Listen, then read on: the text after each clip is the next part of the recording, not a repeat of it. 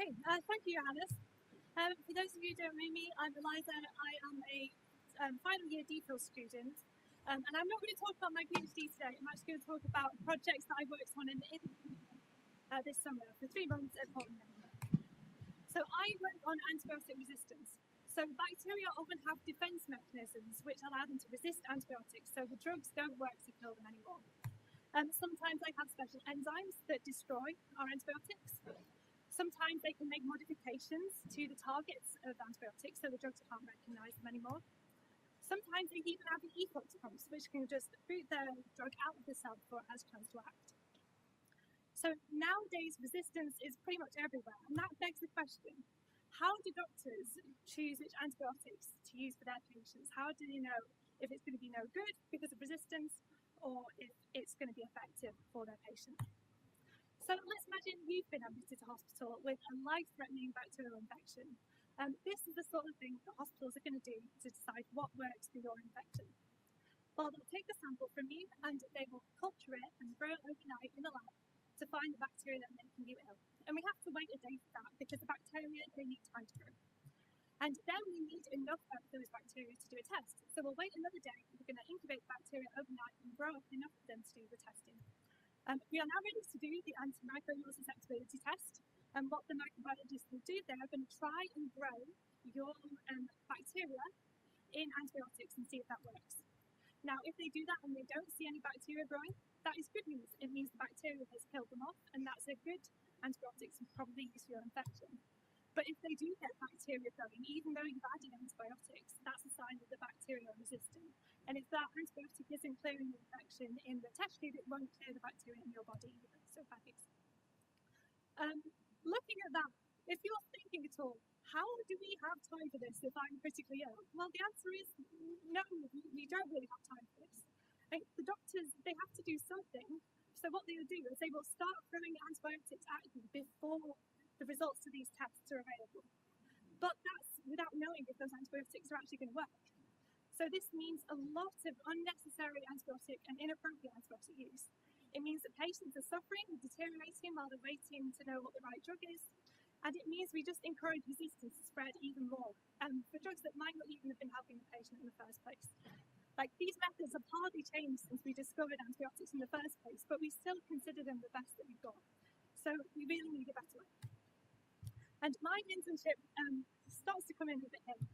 We will take a while to get back to antibiotics, so there's a bit of theory to understand how the invention that I was working with works. So we start here with an alternating current. Hopefully you're all sort of familiar with this from school science. So electricity can be transmitted through a wire by electrons moving backwards and forwards. And we describe alternating current with a frequency. So that's describing how quickly the electrons are alternating direction. So the faster they're moving backwards and forwards, the higher the frequency and the higher the electrical energy. Now, bacteria are electrical insulators. They don't really like to let current pass through them. And exactly how they resist the flow of current can tell us interesting things about them. And here is how.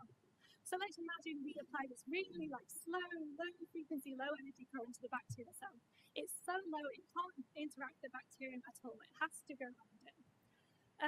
This tells us about how big the cell is. So how much current the cell blocks tells us about its size. A big cell can block a lot of current.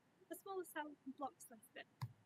Now, increase the speed of electrons. Now this current is at a medium frequency.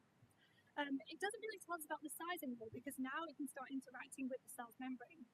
So the amount of current that the cell can block now is telling us how good of an electrical insulator its outer membrane is.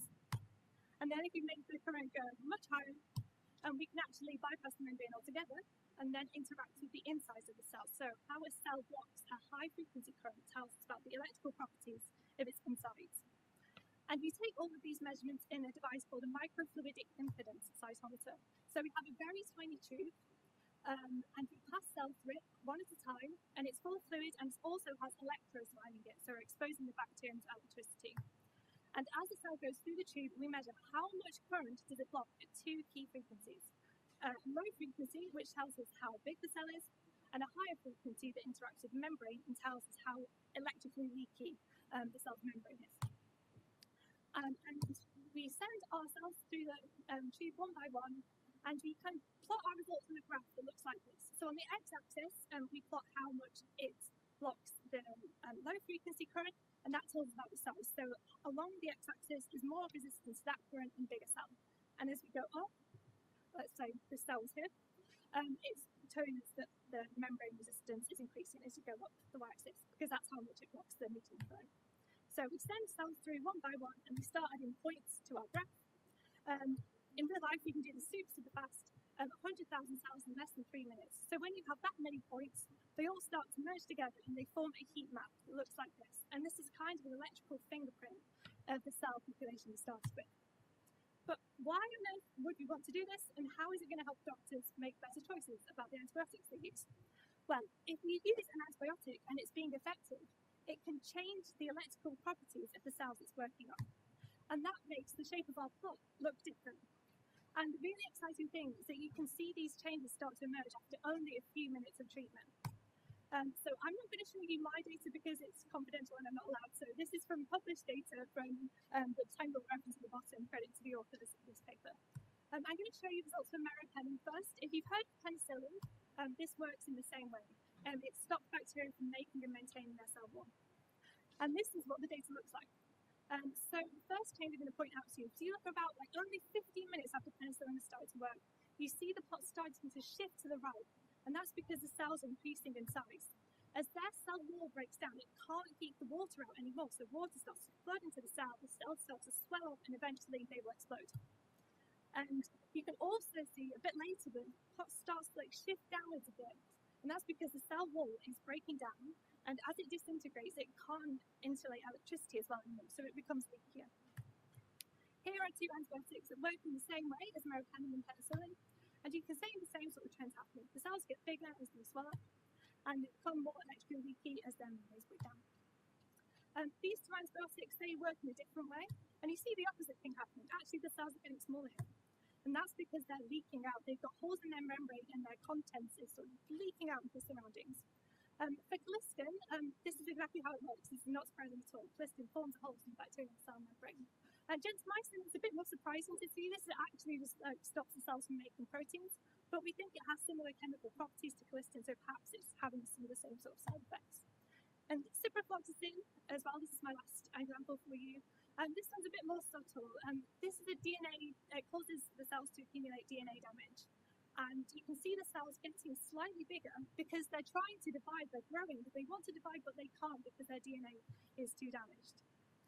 So there's been a lot of antibiotics I've showed you there, and it's very exciting to see them it's working for lots of different mechanisms. It's still very early days, but we could go, if all works well, we could go from all of this to just this. It takes 3 hours. You can get a proper answer about what antibiotic to use within the space of just one clinical shift. As I've shown you, it works for multiple different antibiotics, also different bacterial species as well.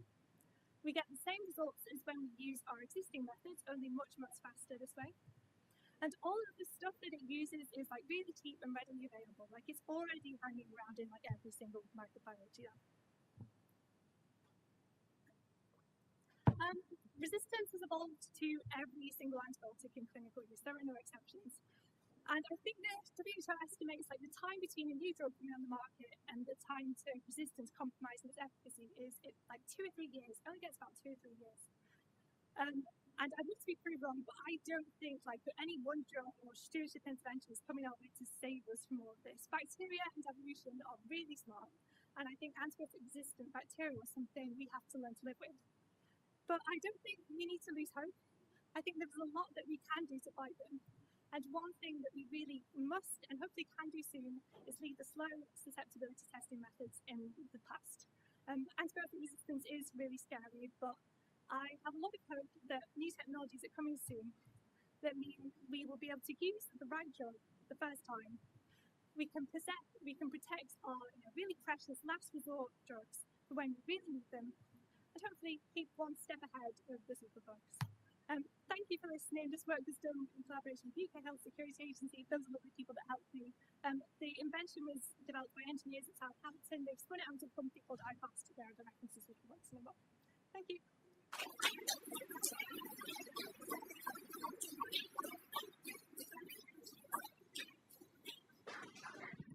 Okay, so before dessert, we've had the dangers of AI and antibiotic resistance.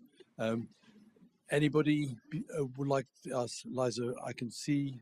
Is that a question? No. Right. So on the way, I found somebody else. No, no. Oh, okay. I'll go ahead. Thanks, Eliza. That was really great, really informative. I'm not a scientist, so this question might be a bit basic, but how does the changes in electrophysiology of the cell, like at the cellular level, affect the electrophysiology of a whole organ or of the whole body? And how, because you talked a bit about the cell flowing. So how does that affect the organ, and then how does that change the antibiotic resistance? Okay, thank you, Emma. So this, we're only exposing the bacteria to the electricity, experimentally, and in the human body, you wouldn't really be experiencing that at all. So these changes are stuff that happens as a result of the antibiotic treatment, but you wouldn't experience that, and we wouldn't be seeing with them with electricity if not for what you're doing to them. So even though these changes are going on in the bodies, these cells experience things like the antibiotics are only working on the bacteria, not on you. So there are no sort of adverse people.